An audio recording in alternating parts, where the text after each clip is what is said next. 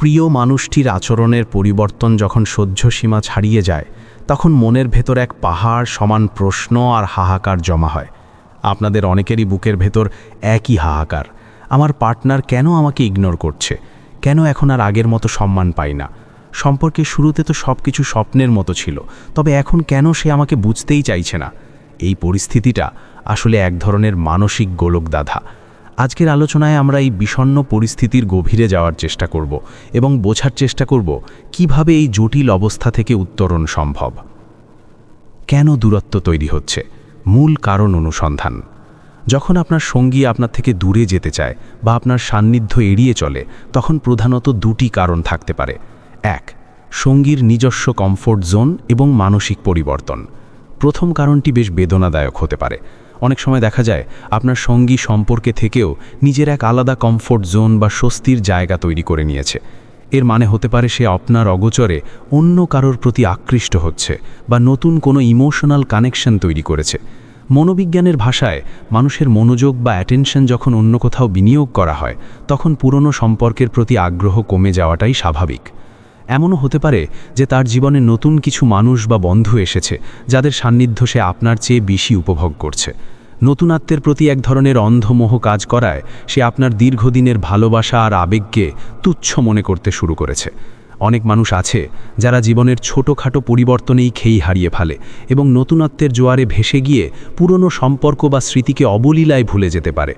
তাই আপনার জন্য এটা বোঝা খুব জরুরি যে তার এই অবহেলা কি সাময়িক কোনো সমস্যার কারণে, নাকি সে সত্যিই আপনাকে ধোঁকা দিচ্ছে।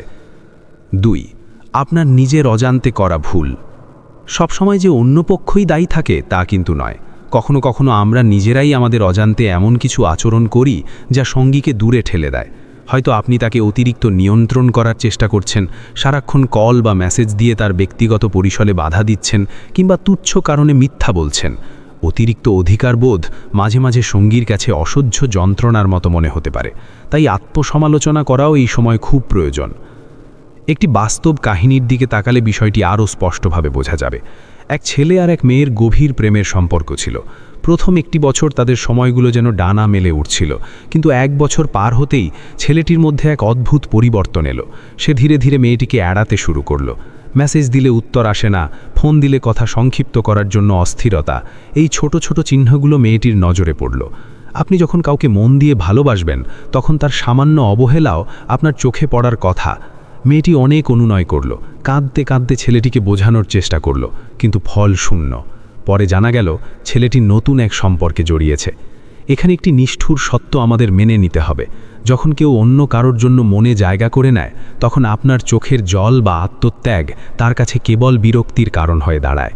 আপনি আপনার সর্বোচ্চ চেষ্টা করলেও সে তা দেখতে পাবে না, কারণ সে ইতিমধ্যে আপনাকে দেখার চোখ হারিয়ে ফেলেছে। যদি আপনার ক্ষেত্রেও এমন হয় যে হাজারো প্রচেষ্টার পরও সামনের মানুষটি পাথরের মতো অনড় থাকে, তবে বুঝে নেবেন সে মানসিকভাবে আপনার জীবন থেকে অনেক আগেই বিদায় নিয়েছে। চূড়ান্ত সিদ্ধান্ত ও উত্তরণ।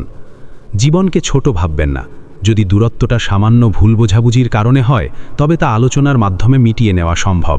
কিন্তু যদি সমস্ত প্রচেষ্টার পরও দেখেন সে আপনার অস্তিত্বকেই অস্বীকার করছে বা অমর্যাদা করছে, তবে সেই মৃত সম্পর্ককে টেনে নিয়ে যাওয়া মানে নিজেকে তিল তিল করে শেষ করা। কঠিন হলেও সত্য এই যে আপনাকে আপনার আত্মসম্মান নিয়ে ফিরে আসতে হবে। সম্পর্কের চেয়েও জীবন অনেক বড়। আপনি যদি নিজেকে ভালোবাসা শুরু করেন, তবেই পৃথিবী আপনাকে ভালোবাসবে। সম্পর্কের টানাপোড়েন বুঝতে হলে আমাদের ইমোশনাল ম্যাচিউরিটি বা মানসিক পরিপক্কতা থাকা খুব জরুরি। একটি বাস্তব উদাহরণ দিলে বিষয়টি আপনার কাছে পানির মতো পরিষ্কার হয়ে যাবে। সম্প্রতি এক তরুণী আমাকে তার অভিজ্ঞতার কথা বলছিলেন। তিনি তার বয়ফ্রেন্ডকে ফোন করেছিলেন, কিন্তু ছেলেটি ফোন ধরে খুব শান্তভাবে বলল, আমার এখন মেজাজ একদম ভালো নেই, আমি এখন কথা বলতে পারছি না, পরে যখন মন ভালো হবে আমি নিজে থেকেই কল করব। মেয়েটি এতে প্রচণ্ড ক্ষুব্ধ হয়ে উত্তর দিল, তাহলে আর কোনোদিনই কথা হবে না, আমি আর কোনোদিন কল করব না। ছেলেটিও সহজভাবে বলল, ঠিক আছে। ব্যাস, এই সামান্য কথাতেই মেয়েটি ব্রেকআপের সিদ্ধান্ত নিয়ে ফেলল। এখন একবার ঠান্ডা মাথায় ভাবুন তো, ছেলেটি কি খুব বড় কোনো অপরাধ করেছে? সে তো কেবল নিজের আবেগ নিয়ন্ত্রণ করতে চেয়েছিল, সে কেবল একটু সময় চেয়েছিল। কিন্তু মেয়েটি যদি তার সঙ্গীর মানসিক অবস্থাকে গুরুত্ব না দিয়ে জোর করে তক্ষণই কথা বলতে চায় এবং তুচ্ছ বিষয় নিয়ে পাহাড় সমান অভিমান করে বসে থাকে, তাহলে সম্পর্কটি কি টক্সিক বা বিষাক্ত হয়ে যাবে না? মনে রাখবেন, ছোটোখাটো অজুহাতে ঝগড়া বাঁধিয়ে দিলে কোনো সম্পর্কই দীর্ঘস্থায়ী হয় না। পরিস্থিতি সামাল দেওয়ার উপায়: নিজেকে সময় দিন। এখন প্রশ্ন হলো, যদি আপনি এমন কোনো পরিস্থিতির মধ্যে পড়ে যান যেখানে আপনার সঙ্গী আপনাকে ইগনোর করছে, তবে আপনি কি করবেন? প্রথম এবং প্রধান কাজ হলো নিজেকে একটু সময় দিন। ভুল যেমন হুট করে হয় না, তেমনি ভুল বুঝতে পারার জন্য সময়ের প্রয়োজন। আপনি যদি সত্যিই কোনো ভুল করে থাকেন, তবে তড়িঘড়ি করে সব ঠিক করতে যাবেন না। আগে নিজে শান্ত হন, নিজের ভুলগুলো নিয়ে ভাবুন এবং নিজের ব্যক্তিত্বের ওপর কাজ করুন। সফট কন্ট্যাক্ট এবং তার কার্যকারিতা: যখন সম্পর্কের মধ্যে তিক্ততা তৈরি হয় এবং সামনের মানুষটি কথা বলতে অনাগ্রহী হয়, তখন আপনি যদি বারবার তাকে বোঝাতে যান বা তার পেছনে ছোটেন, তবে সে আরও বেশি বিরক্ত হয়ে যাবে। এই অবস্থায় সবচাইতে কার্যকর পদ্ধতি হল সফট কন্ট্যাক্ট। সফট কন্ট্যাক্ট মানে হলো যোগাযোগ একদম বিচ্ছিন্ন না করে খুব সীমিত রাখা।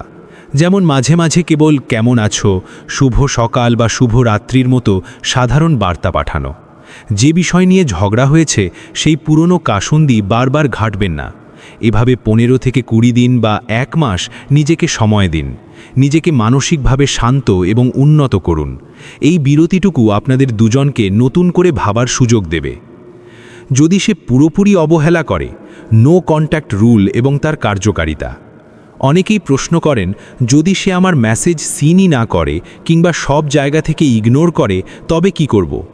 এমন কঠিন পরিস্থিতিতে আপনাকে নো কন্ট্যাক্ট রুল বা সম্পূর্ণ যোগাযোগ বিচ্ছিন্ন করার নীতি মেনে চলতে হবে।